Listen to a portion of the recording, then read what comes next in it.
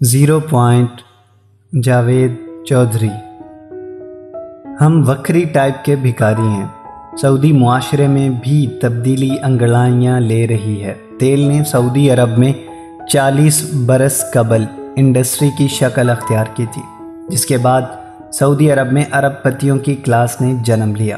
ان ارب پتیوں کو رئیس بنے ہوئے 40 سال گزر چکے ہیں۔ اس عرصے میں ان کی تیسری نسل جوان ہو گئی۔ یہ بزرگوں کے مقابلے میں لبرل اور روشن خیال نسل ہے، چنانچہ یہ بھی دنیا کی دوسری خوشحال اور ماڈرن نسلوں کی طرح لذتوں کی تلاش میں سرگرداں ہے۔ سعودی عرب ایک بند اور بڑی حد تک مذہبی معاشرہ ہے، اور اس معاشرے میں ابھی تک ان لذتوں کی گنجائش پیدا نہیں ہوئی۔ لہذا جب سعودی عرب کے ہمسائے نے چند میل کے فاصلے پر گڑ دیکھا تو ان ریاستوں نے معاشی مکھیاں بننے کا فیصلہ کر لیا۔ دبئی نے پہلا قدم اٹھایا۔ دبئی کے شیخوں نے سعودی عرب کی رئیس کلاس پر اپنے دروازے کھول دیے۔ انہوں نے پب بنائے، ڈسکو کھولے اور عشرت کدے آباد کر دیے۔ چنانچہ سعودی عرب کی دولت دبئی کے دروازے پر دستک دینے لگی۔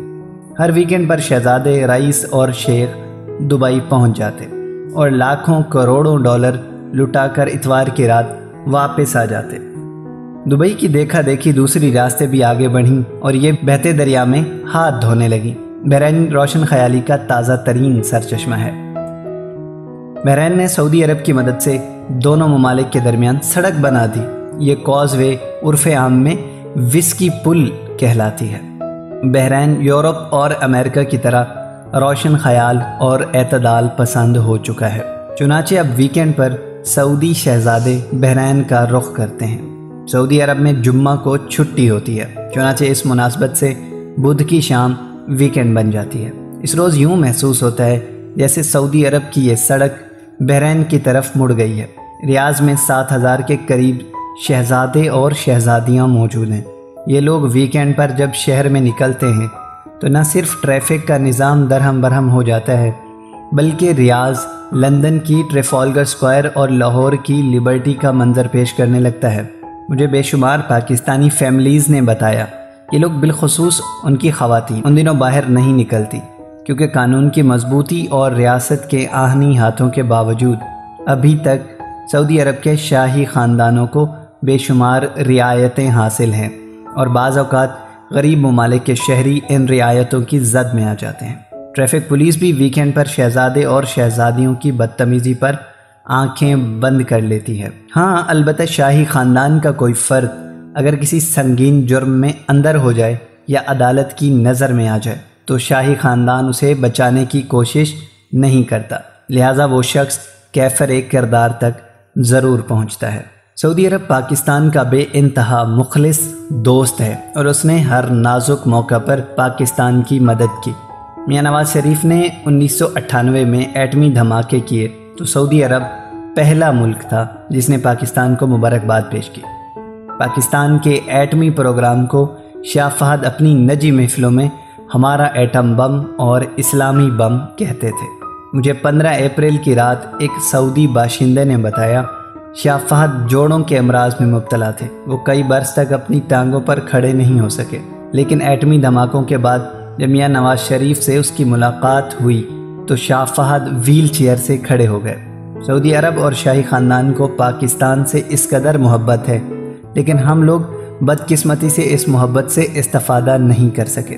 سعودی عرب ایک نو دولتی اسٹیٹ ہے، اسے ہر شعبے میں ہنرمندوں کی ضرورت ہے۔ گو سعودی عرب کے بے شمار شعبوں کے اعلیٰ عہدے پاکستانیوں کے پاس ہیں، لیکن اس کے باوجود سعودی عرب میں ہمارے 5 لاکھ کے قریب مزدور آباد ہیں۔ ہماری حکومت اگر ان 5 لاکھ لوگوں کو ہنرمند بنا دے تو یہ لوگ سعودی عرب کی معیشت کا زیادہ فائدہ اٹھا سکتے ہیں۔ میں اس سلسلے میں بنگلہ دیش کی مثال دیتا ہوں۔ بنگلہ دیش کے لوگ سعودی عرب میں تیسرے درجے کے شہری سمجھے جاتے تھے۔ یہ لوگ سعودی باشندوں کی گاڑیاں دھوتے تھے، بوٹ پالش کرتے تھے، لانوں کی صفائی کرتے تھے اور گھروں میں کام کرتے تھے۔ لیکن پھر گرامین بینک کے سربراہ ڈاکٹر یونس سعودی عرب آئے۔ انہوں نے پورے سعودی عرب میں بنگلہ دیشی باشندوں کے سیمینار کرائے اور انہیں سمجھایا تم لوگ کب تک کمینوں کی طرح زندگی گزارتے رہو گے، تم ہنر سیکھو تاکہ تمہاری زندگی آسان ہو سکے۔ ڈاکٹر یونس نے بعد ازاں بنگلہ دیشی حکومت کے ساتھ مل کر بنگلہ دیش میں ٹریننگ کے ادارے بنائے، ان لوگوں کو سعودی عرب سے واپس بلایا، انہیں 6 ماہ کے ٹیکنیکل کورسز کرائے اور انہیں دوبارہ سعودی عرب بھجوانا شروع کر دیا۔ ڈاکٹر یونس کی مہربانی سے بنگلہ دیشی کمیونٹی نے اب سعودی عرب میں سر اٹھانا شروع کر دیا ہے۔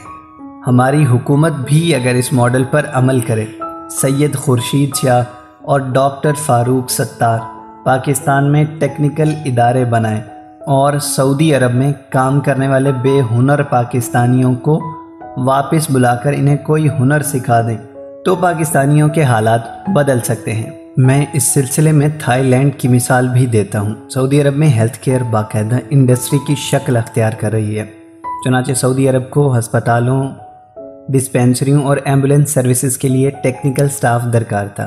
تھائی لینڈ نے سعودی عرب کی ضرورت کو سمجھا، اس نے فوری طور پر چھوٹے چھوٹے میڈیکل انسٹیٹیوٹ بنائے، تھائی نوجوانوں کو ٹریننگ دی اور سعودی عرب بھجوا دیا۔ اس فیصلے کی وجہ سے آج سعودی عرب کی میڈیکل کیئر میں تھائی لینڈ کی مونوپلی قائم ہو چکی ہے۔ ڈاکٹر منصور میمن سعودی عرب کے مشہور پاکستانی ڈاکٹر ہیں، وہ سعودی عرب کے ایک بہت بڑے میڈیکل انسٹیٹیوٹ میں کی پوسٹ پر تعینات ہیں۔ انہوں نے چند برس پہلے سعودی گورنمنٹ کو قائل کیا کہ وہ پاکستان سے میڈیکل سٹاف منگوایا کرے۔ سعودی حکومت نے رضامندی شو کر دی۔ اس کے بعد سعودی عرب کے 2 اعلیٰ افسر پاکستان پہنچ گئے، لیکن ہماری بیوروکریسی نے ان افسروں کی مت مار دی۔ وہ واپس گئے، انہوں نے توبہ کر لی۔ اس قسم کی ایک اور مثال کنگ سعود یونیورسٹی میں اردو چیئر ہے۔ کنگ سعود یونیورسٹی میں مختلف زبانوں کی چیئرز تھیں۔ پاکستانی کمیونٹی نے سعودی حکومت کو قائل کیا کہ وہ یونیورسٹی میں اردو چیئر بھی قائم کرے۔ حکومت نے اجازت دے دی، لیکن پاکستان نے مطالبہ کر دیا کہ اس کا نام اردو چیئر کی بجائے اقبال چیئر رکھا جائے۔ سعودی حکومت نے جواب دیا، ہم نے صرف زبانوں کے نام پر چیئرز قائم کی ہیں، شخصیات پر نہیں۔ سعودی عرب میں فرینچ، جاپنیز، انگلش اور چائنیز چیئرز ہیں، ماؤ، شیکسپیئر یا سورنس چیئرز نہیں ہیں، لہٰذا آپ اردو چیئر کے لیے اپنا کوئی اسکالر نامزد کر دیں۔ لیکن پاکستانی حکومت نے اس کا کوئی مثبت جواب نہیں دیا۔ اس دوران یہ معاملہ بھارت کے نوٹس میں آ گیا، چنانچہ بھارت نے اردو چیئر کے لیے اپنا نمائندہ بھجوا دیا۔ آپ اب ستم ملاحظہ کیجئے، کنگ سعود یونیورسٹی کی اردو چیئر پر بھارتی اسکالر تعینات ہے۔ اسی قسم کی ایک مثال بھارتی یونیورسٹیاں ہیں۔ 9/11 کے بعد سعودی عرب کے طالب علموں کو یورپ اور امریکہ میں اعلیٰ تعلیم کے حصول میں مشکلات درپیش تھیں۔ حکومت نے اپنے طالب علموں کے لیے نئے راستے تلاش کرنا شروع کر دیے۔ سعودی حکومت نے اس سلسلے میں جن یونیورسٹیوں کا انتخاب کیا ان میں علی گڑھ یونیورسٹی بھی شامل تھی۔ بھارت کو پتہ چلا تو بھارت کے وزیر تعلیم فوراً ریاض پہنچے اور انہوں نے سعودی حکومت سے بھارت کی 12 یونیورسٹیوں کی منظوری لے لی۔ یوں اب بھارت کی 12 یونیورسٹیز میں سعودی عرب کے طالب علم تعلیم حاصل کر رہے ہیں، جبکہ پاکستان کی کوئی یونیورسٹی اس فہرست میں شامل نہیں۔